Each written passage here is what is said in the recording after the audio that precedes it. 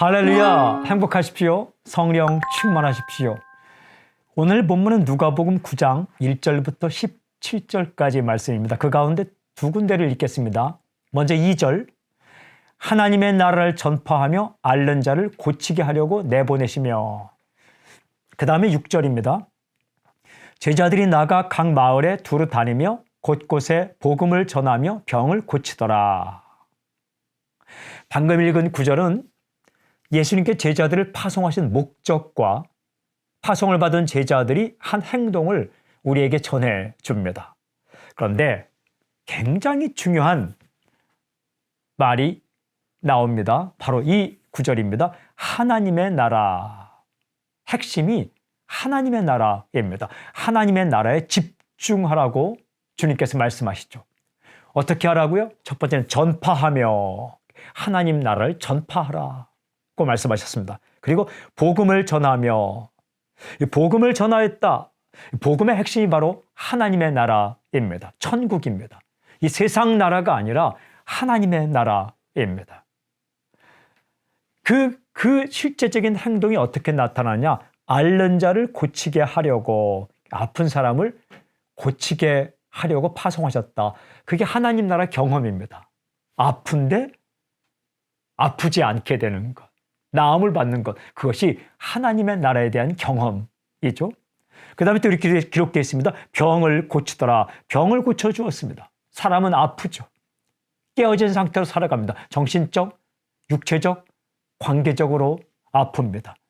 이러한 아픔이 회복되는 것이 하나님 나라의 경험이죠. 제가 이런 생각이 들었어요. 세상 속에 살지만 하나님 나라에 집중해야 되겠구나. 오늘 메시지, 세상 속에서 살아가지만 하나님의 나라에 집중하라. 세상 속에서 살아가지만 하나님의 나라에 집중하라.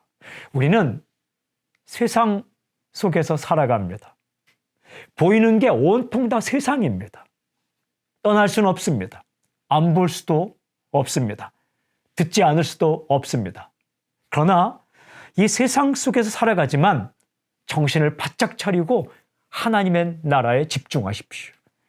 하나님의 나라는 하나님께서 다스리시는 나라입니다. 그러니까 하나님의 뜻, 하나님의 생각, 하나님의 계획, 하나님의 방법. 천국입니다. 천국 이야기를 오늘 많이 하십시오. 하나님의 나라를 전하십시오. 그리고 엎드리고 기도함으로 말미암아 하나님의 나라를 경험하십시오. 내 마음이 깨어져 있을 때 엎드리고 기도하며 회복되는 것을 경험. 그게 하나님의 나라의 경험입니다.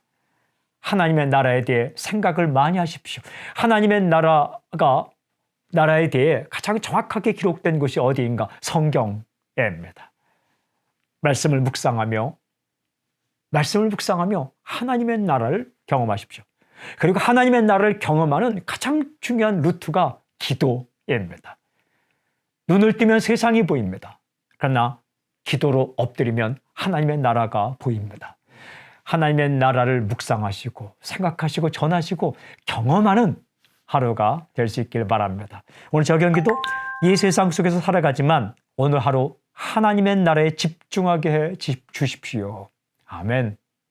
하나님 아버지, 온통 보이는 것이 세상이고 들리는 것이 세상의 음성이지만 그러나 이 세상 속에서 있는 우리가 집중하여 하나님 나라를 바라보며 살게 해 주십시오. 경험하며 살게 해 주십시오. 예수님의 이름으로 기도합니다. 아멘.